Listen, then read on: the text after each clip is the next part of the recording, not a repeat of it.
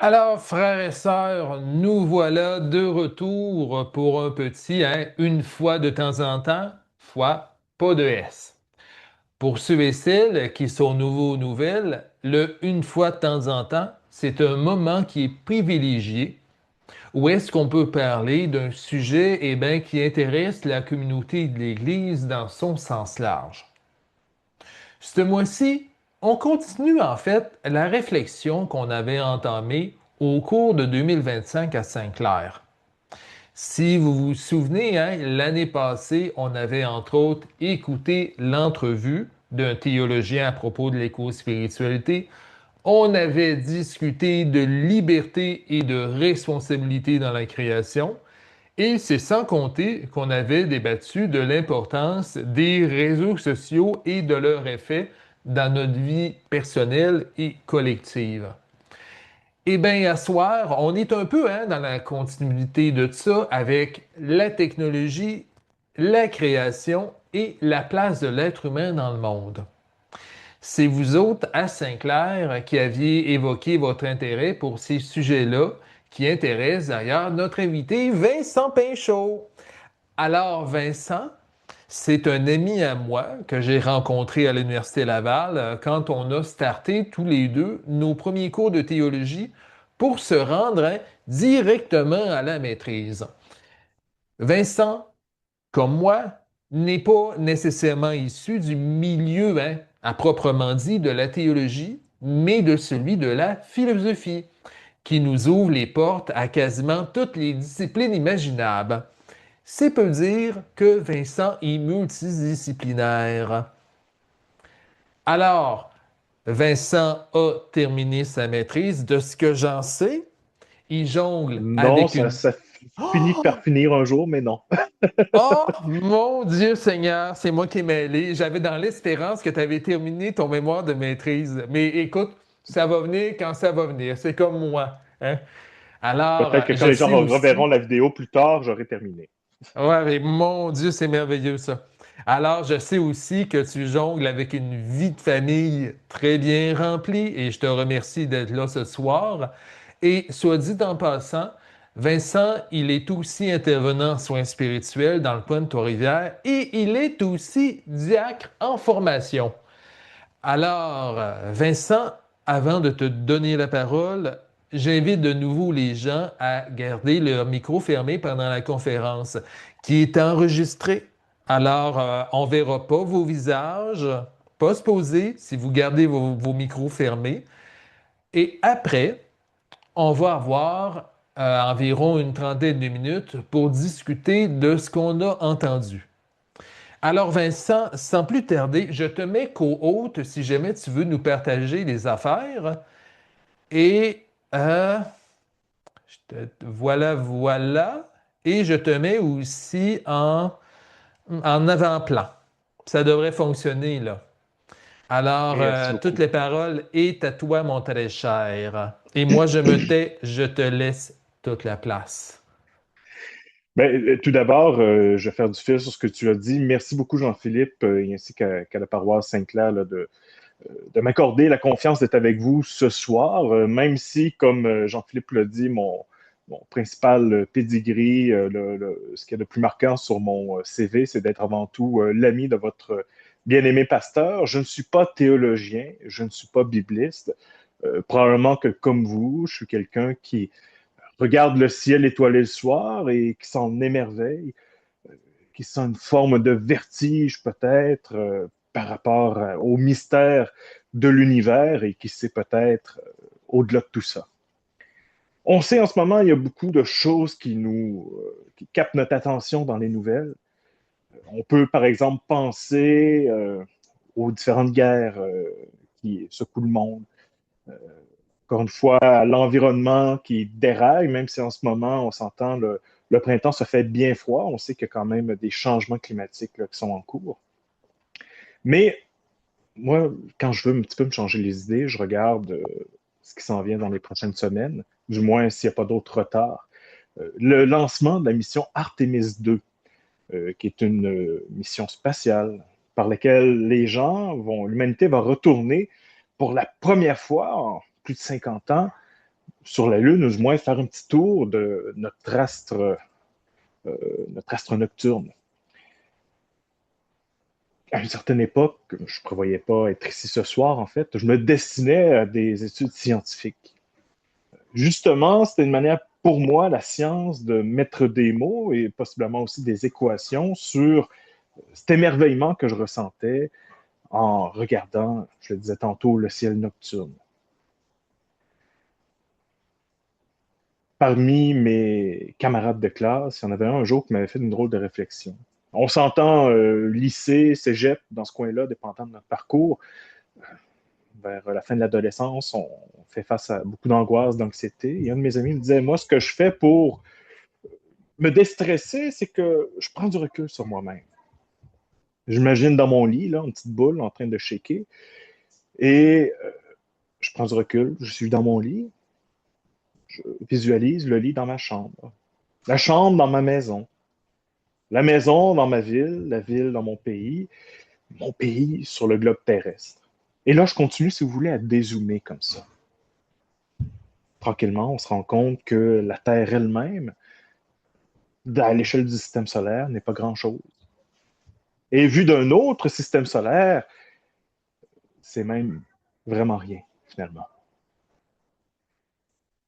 Il y a une trentaine d'années de cela environ, un astrophysicien, Carl Sagan, qui avait convaincu la NASA de faire un demi-tour à une sonde spatiale. Voyageur 1, qui est aujourd'hui l'objet humain le plus éloigné de nous. Et pourquoi il avait voulu faire ça? C'était que Voyageur 1, la sonde spatiale, était sur le point de quitter le système solaire. Et lui disait, je veux qu'on prenne une photo de famille. C'est-à-dire toutes les planètes dans un même panorama comme ça. Et là, de là, on a vu la Terre qui, sur les microprocesseurs plutôt rudimentaires de l'époque, était seulement un pixel. Un petit pixel bleu. Puisqu'on sait que notre Terre, vue de l'espace, vue de très loin, elle a cette couleur, comme ma chemise. Et Carl Sagan a fait un texte plutôt lyrique, finalement, sur la condition humaine, inspiré de ce qu'il appelait en anglais le pale blue dot. Ce petit point bleu, ce petit pixel bleu qui nous représente. Et si je paraphrase, là, je n'ai pas du tout les mots, le choix de mots que lui avait, mais en gros, ce qu'il disait, voilà, sur ce pixel, il y a toute l'histoire de l'humanité, tous les délires mégalomanes des dictateurs, toute la misère également des esclaves, toutes les vies, les joies, les peines de ceux qui ont vécu et que l'on considère nos frères, toute notre histoire, tous les monuments tiennent là sur ce petit pixel. Et toutes les religions également. Pour nous qui sommes dans une tradition judéo-chrétienne, ça peut être confrontant, on va le dire comme ça.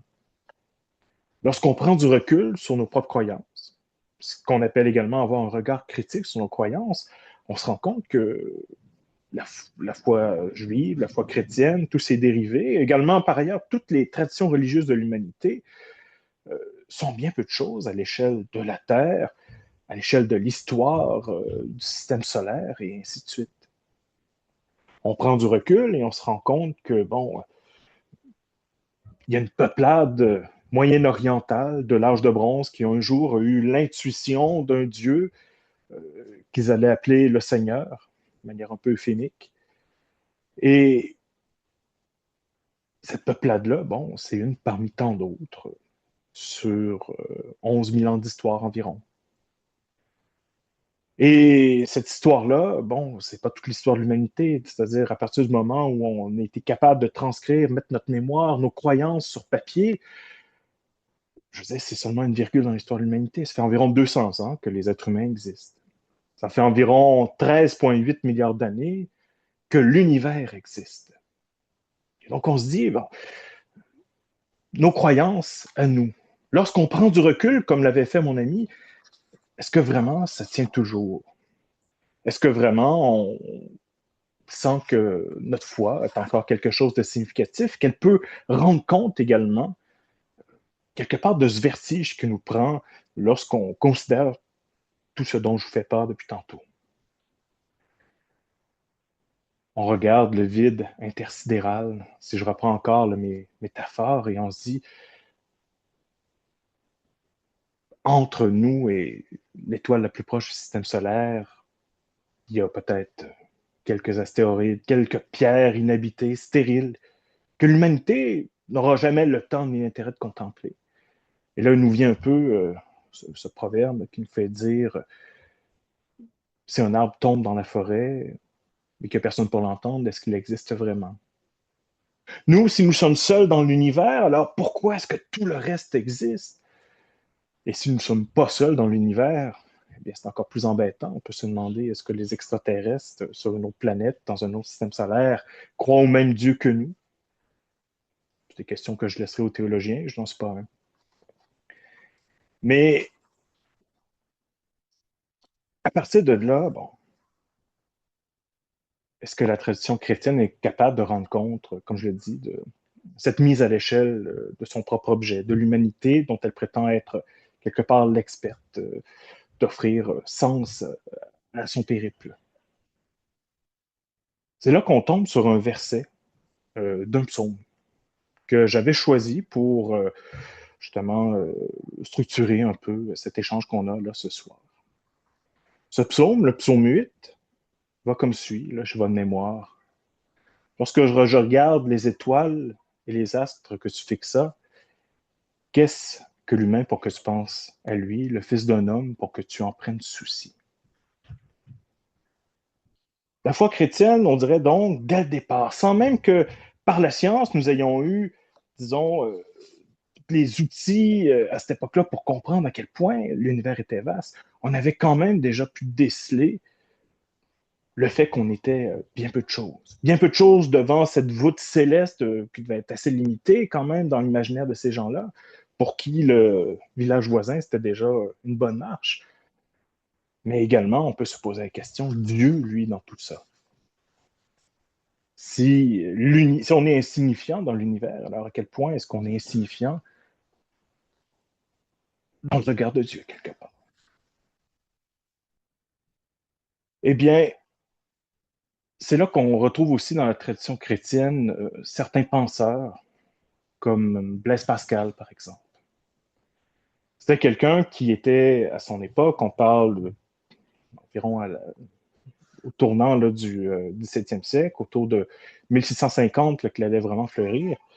Quelqu'un qui était vraiment au sommet de la science de son époque. En fait, Pascal même a créé la première calculatrice, une calculatrice mécanique de l'histoire de l'humanité, avec des rouages qui étaient capables de multiplier, diviser, tout ça. Quelqu'un qui, à 16 ans, avait déjà écrit le traité de mathématiques le plus avancé de son temps, qui faisait se gratter la tête à tous les mathématiciens des universités. Eh bien, lui aussi a été pris du vertige dont je vous fais part depuis tantôt.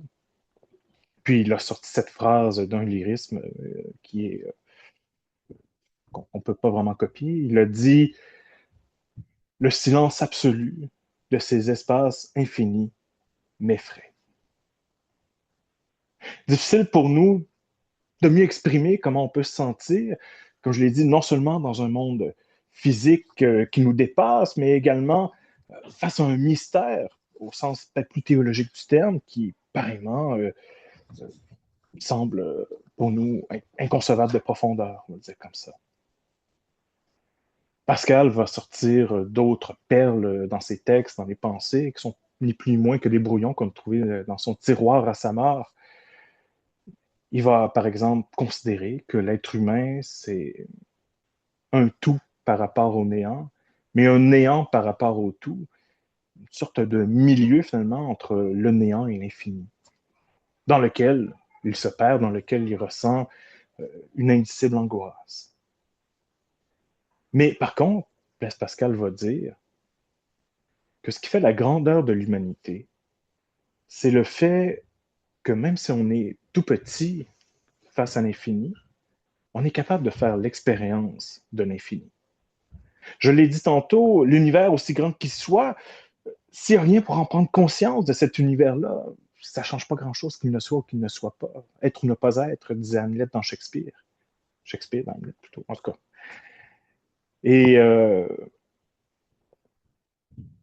à partir de là, bon, on se rend compte que nous, en tant qu'êtres humains, on n'est pas un objet comme les autres, c'est-à-dire on n'est pas une pomme, une pierre, un arbre, comme tous ceux qui peuvent peupler l'univers, mais qu'on est capable d'entrer en relation avec le reste de l'univers. Donc, on n'est pas seulement des objets, on est des sujets soi-même. Un penseur qui était contemporain à Blaise Pascal avait également saisi ce que c'était que d'être un sujet. Un certain René Descartes, lorsqu'on dit que quelqu'un est cartésien, ça veut dire que quelqu'un a une pensée assez carrée, assez rigide. Pourtant, bon, la pensée de Descartes, c'est beaucoup plus subtil que ça. On en retient souvent cette phrase qui était « je pense, donc je suis ». En fait, Descartes cherchait une certitude, une sorte de point de départ de toute pensée sur lequel il dit ça, là-dessus, du moins, je ne peux pas me tromper. Parce que même si je me trompe, eh bien, il y a quelqu'un qui se trompe. Et si je me trompe, ça veut dire qu'au moins j'existe pour me tromper. Je pense, donc je suis. En faisant ça, Descartes a fait quelque chose de curieux, c'est-à-dire, il a mis le sujet, l'individu, au départ de toute chose. L'idée, ce n'était plus de dire, comme avant au Moyen Âge, Dieu pense, Dieu parle, donc je suis. On se rappelle dans les premiers mots de la Genèse, Dieu a dit que la lumière soit et la lumière fut. Alors, Descartes, il n'a pas besoin de ça. Il dit, je pense, donc je suis. Dieu n'est même pas dans l'équation dans tout cela. Quelque part, Descartes voyait l'humain comme un sujet qui se suffisait à lui-même. Et quelque chose qui suffit à soi-même, c'est quelque chose qui commence à ressembler à un Dieu. De là, eh bien, on retrouve la suite de notre psaume de tantôt. On a fait état, de manière un peu dramatique, là, de l'insignifiance de l'être humain face au mystère, à l'immensité de l'univers.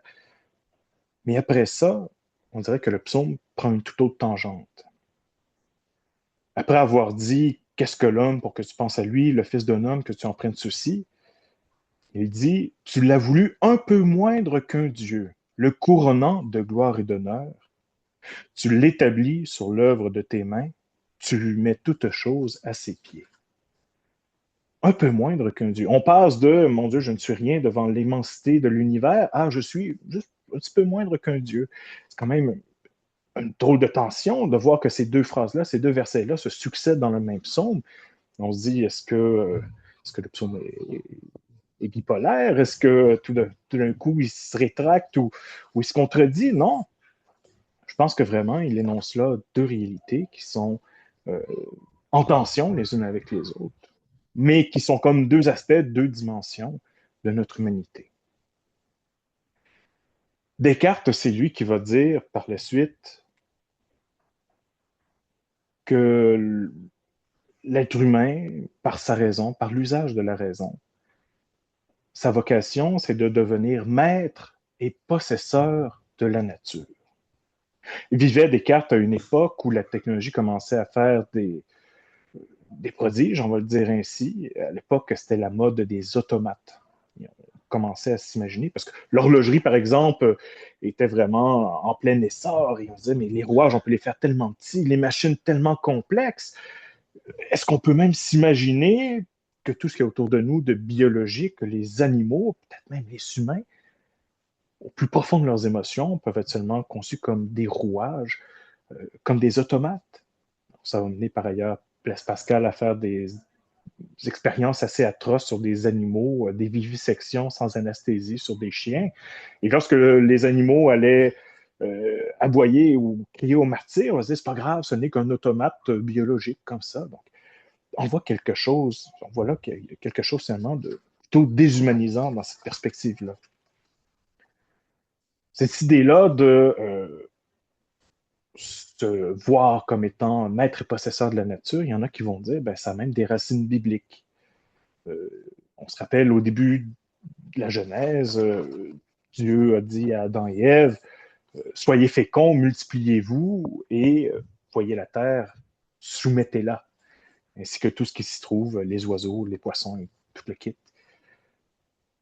Est-ce que quelque part, il n'y a pas une part de responsabilité dans cette perspective qu'on dirait anthropocentrique On dit l'homme est au centre de la création, il peut soumettre le reste de la création. Par ailleurs, c'est presque cela qu'on le retrouve ici, dans le psaume 8, qui est l'objet de notre étude. Il dit, tu l'établis sur les œuvres de tes mains, tu mets toutes choses à ses pieds, aux pieds des êtres humains.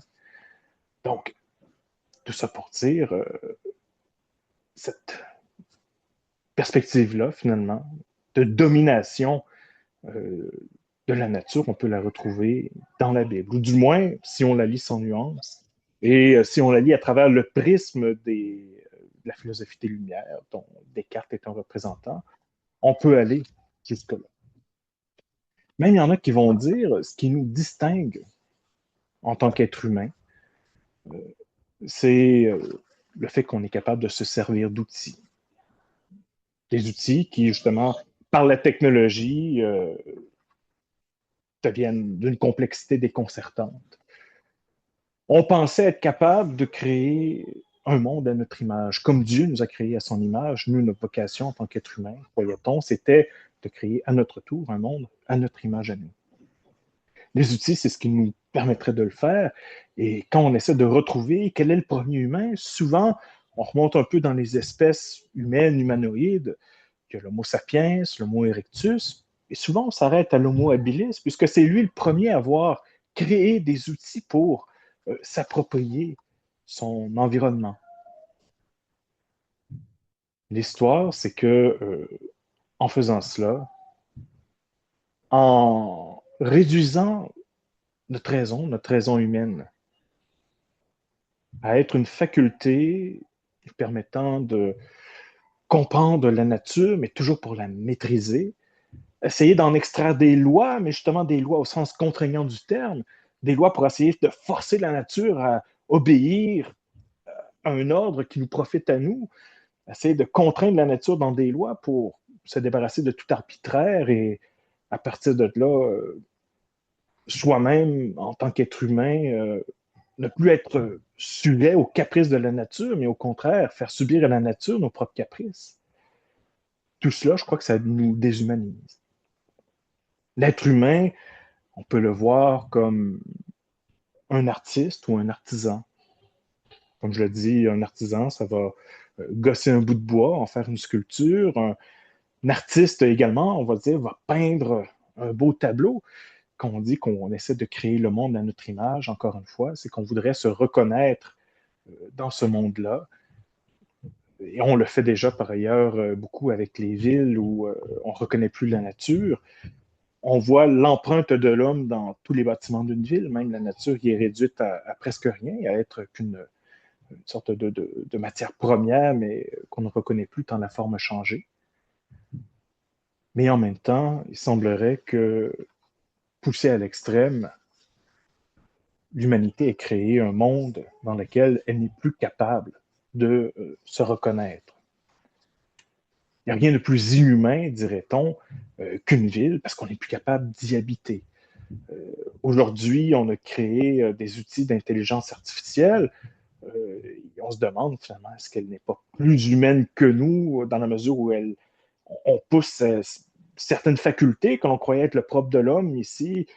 Euh, donc, on en maximise les capacités par l'ordinateur et on se dit, mais qu'est-ce qui reste encore de l'homme? Et on se rend compte que cette machine-là n'est pas un être humain, ni homme, ni femme, ni quoi que ce soit par ailleurs. Certainement que si Dieu nous a créés, hommes et femmes, à son image et à sa ressemblance, nous, on ne se reconnaît plus dans nos propres œuvres. On regarde tout ça et on se dit, bon, où est Dieu dans tout ça, encore une fois? Un être tout-puissant, un être qui surplombe l'univers dans toute sa complexité, un être qui a créé ciel et terre et dont la gloire ne peut pas être contrainte par celle-ci, ne peut pas être contenue, même par son immensité. Ça, je vais vous le dire, il y a plusieurs traditions religieuses dans l'histoire de l'humanité qui l'ont conçu, qui l'ont vu. Il y a, pourrait-on dire, même des philosophes qui ont pensé un être abstrait, encore une fois, qui est ni dans l'espace, ni dans le temps, que l'on peut nommer Dieu sans même soustraire à une religion organisée, quoi que ce soit, une appartenance religieuse, traditionnelle. Mais ce qui fait peut-être la spécificité de la foi chrétienne, c'est qu'on a été capable de concevoir un Dieu qui, aussi grand soit-il, a réussi à se faire tout petit, à nous rejoindre dans notre petitesse finalement. C'est justement lui qui nous a dit, voilà, par votre raison, vous êtes capable de vous élever au-dessus de votre condition. Vous êtes capable de vous soustraire, de vous libérer de tous les dangers que la nature, autrement, si vous étiez tout nu dans la jungle, vous aurait imposé. Mais ce n'est pas comme ça que l'on me rejoint moi, dirait le Seigneur. Ce n'est pas en construisant de manière technique, technologique, une tour de Babel que l'on va s'élever vers Dieu. Au contraire, c'est lui qui vient vers nous. Et cette idée-là, de nous offrir non pas une technique, ou des techniques même, je peux parler de méditation, des techniques d'ascèse qui nous permettraient de s'élever vers la divinité, non, mais de plutôt nous montrer que notre rapport avec Dieu est plutôt le propre de la grâce, une grâce qui descend vers nous. Ça, à mon sens, c'est vraiment le propre de la foi chrétienne. Le fait que Dieu, je dis, celui qui est le plus grand, s'est fait le tout petit le soir de Noël, qu'il a pu tenir dans une mangeoire. Le fait que le Tout-Puissant s'est fait le tout fragile, encore une fois, en la personne de cet enfant, avec la délicatesse qui fait la beauté de la vie humaine. Également, on va le dire, ce Dieu qui est amour au sens où il se donne à nous, il nous donne sa vie, et ce faisant, il est prêt à partager non seulement nos joies, mais également nos peines, comme on va le voir pour ceux qui célébreront demain le dimanche des rameaux, qui vont peut-être lire l'épître aux Philippiens, l'hymne dans lequel il est dit que le Seigneur, celui qui avait la condition de Dieu, s'est anéanti, il est devenu obéissant jusqu'à la mort, et la mort de la croix, encore une fois, c'est quelque chose qu'on ne retrouve pas, à mon sens, autrement que dans ce paradoxe qui nous est offert ici. La raison, parce qu'on dit souvent que Jésus, c'est le Verbe incarné. Le mot verbe en grec, là, je ne vais pas vous perdre, mais c'est le mot logos. Logos, ça peut être la parole lorsqu'on dit que Dieu a créé le monde par sa parole, que la lumière soit et la lumière fut. C'est le mot logos dans la traduction grecque de l'hébreu qui est utilisé. Mais le mot logos peut également vouloir dire l'ordre, la raison, l'ordre du monde. Et là, on peut se poser la question, elle est où la place de l'homme dans cet ordre? Et là, je dis l'homme au sens large, mais je devrais dire homme et femme, et, sans mettre une hiérarchie nécessairement entre les deux, au contraire, égaux en dignité. Où est la place de l'humanité dans cette hiérarchie, c'est-à-dire cet ordre sacré que Dieu a créé pour nous? Eh bien, Dieu ne nous a pas demandé finalement d'imposer à l'humanité notre propre volonté. Ce n'est pas en ce sens-là qu'il nous a dit prenez la terre, soumettez-la, et ainsi de suite, mettez-la à votre pied. C'est plutôt en nous demandant d'être des gardiens, des intendants. Dans la Genèse, encore une fois, chapitre 2, verset 15, il est dit le Seigneur prit l'homme et le conduit dans le jardin d'Éden pour qu'il le travaille et qu'il le garde. Il semblerait que notre vocation en tant qu'être humain, ce soit de voir en la nature ce qu'il y a déjà de beau et d'essayer de la mettre en valeur davantage. Voir dans un jardin déjà ce qu'il y a de beau. Les fleurs, ce n'est pas nous qui les avons créées lorsque nous les plantons dans un jardin, mais du moins c'est à nous d'agencer les choses pour que cette beauté-là, qui leur vient du Créateur, resplendisse au mieux d'elle-même. Également, lorsqu'on parle de jardin, et là, on peut revenir au jardin d'Éden et probablement ce jardin qui sera celui du royaume de Dieu, où on sera chacun et chacune une fleur en celui-ci, eh bien, il y a là le champ lexical également de la culture humaine. Essayer de faire, comme disait Matthew Arnold, qui était un critique social du 19e siècle, la culture étant ce que l'humain peut produire de plus beau et de mieux, tout simplement. Une définition qui tourne un petit peu en rond, mais qui, je pense, vaut la peine d'être répétée aujourd'hui, alors qu'on se rend compte que l'humain cherche plutôt ce qui lui est utile, de manière parfois utilitaire, et qu'on sait quand on parle d'un concept qui est utilitaire, souvent on se dit c'est gris mais ça marche, c'est laid mais ça marche. Eh bien, je pense qu'essayer de retrouver la véritable valeur des choses, la véritable valeur de ce que le Seigneur nous a offert dans la création, ça ne consiste pas à en user, en abuser, mais bien de respecter la beauté euh, qui est déjà présente, finalement, dans les choses autour de nous. Plutôt que de voir le monde comme un sujet devant lequel il n'y a que des objets dont on pourrait user et abuser, je pense qu'on est invité à faire une sorte de révolution copernicienne. Qu'est-ce que je veux dire par là? Je retourne dans mes étoiles, tout simplement en disant à une époque, on pensait que le Soleil tournait autour de la Terre, qu'on était sur Terre, le centre de tout, le centre de l'univers. On a fini par comprendre que ce n'était pas le cas, que la Terre elle-même tournait autour du Soleil, que la Terre tournait autour de plus grand qu'elle-même. Nous, on ne devrait pas dans la spiritualité, au sens où je l'entends, et en constatant la tension qui est présente dans le psaume, dont j'ai fait l'objet de notre méditation, on ne devrait pas considérer qu'on est soi-même le centre de l'univers au sens large,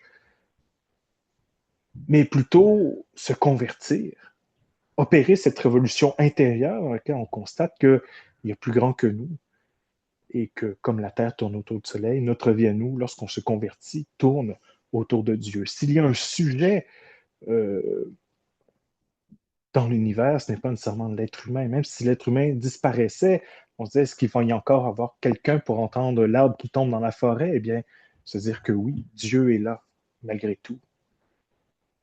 Mais que, d'une certaine manière, tant qu'on peut s'unir à Dieu, et parfois ça peut passer par une contemplation de l'univers, comme disait Sigmund Freud, un sentiment océanique, de se perdre dans le tout, dans sa création, on peut d'une certaine manière communier à lui. Et dès lors, pouvoir dire, même si on constate que c'est là une forme d'anéantissement, que de se perdre dans le tout, comme Saint Paul, eh bien, que je vis, mais ce n'est plus moi qui vis, c'est le Christ qui vit en moi.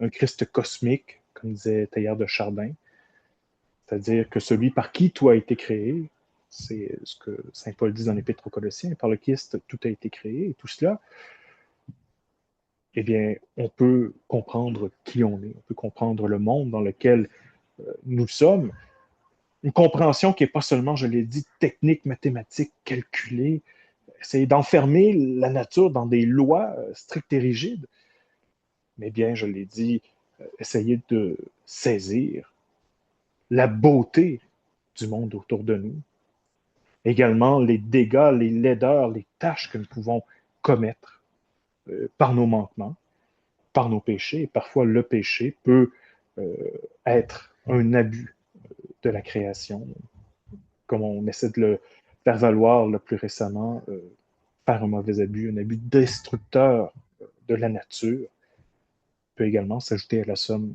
de nos fautes. Donc, écoutez, j'espère que je n'ai pas trop radoté.